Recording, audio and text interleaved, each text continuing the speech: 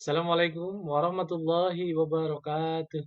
Good morning, everyone. It is good to see you all here in Social and Humaniora Research Symposium.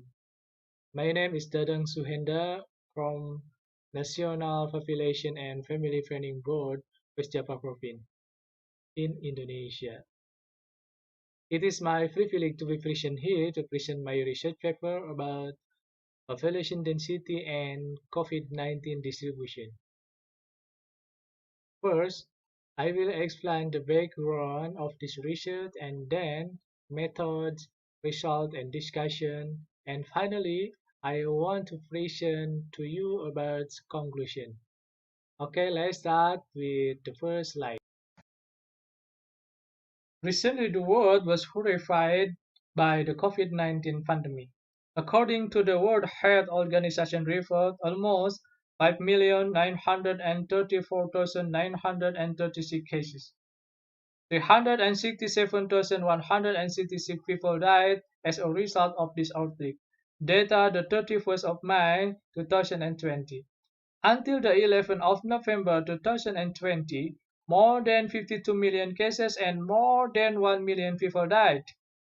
Based on the data obtained by an official report from the COVID-19 task force team in Indonesia today, the 13th of November, the number of positive confirmed cases of COVID-19 has reached 452,291 and resulted in nearly 50,000 deaths. Several studies related to the current outbreak of COVID-19 has been conducted, namely the correlation of the disease with individual characteristics, age, sex, knowledge, history of an illness, economic aspect. Other studies link the outbreak with environmental elements such as humidity and temperature. Some even link them with the aspect of global politics through conspiracy theories. Meanwhile, several studies have been carried out regarding the effect of density with the incidence rate of infectious disease. However, studies that link the population density of and COVID-19 outbreak at this time are still rare.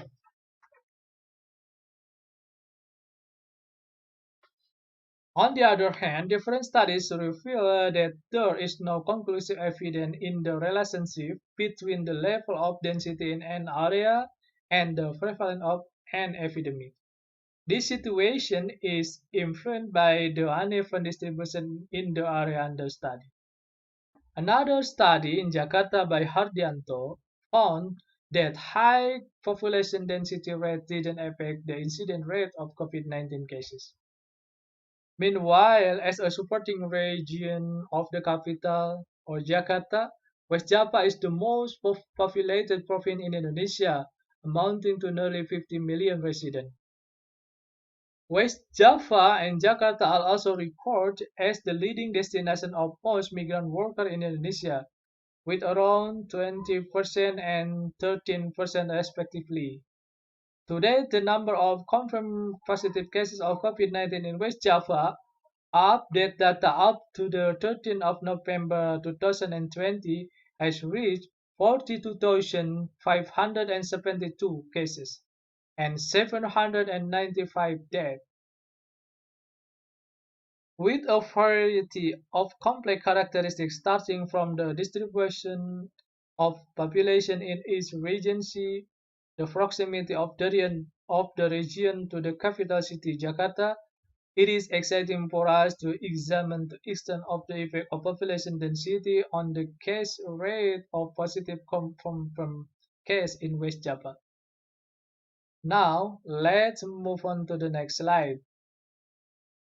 This research was conducted with a quantitative method, which is connecting secondary data density variable with a positive confirmed cases. The population density figures are taken from Center Bureau Statistic data, and COVID-19 data was gained from the official website of the West Java COVID-19 flag countermeasure.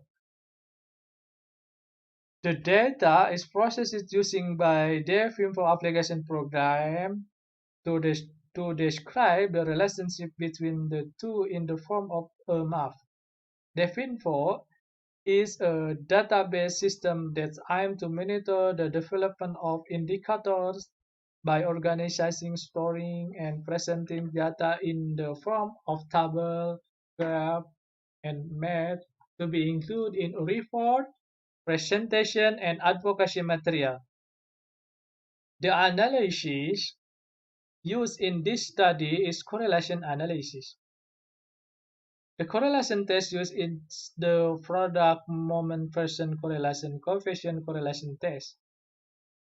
Have a look this table.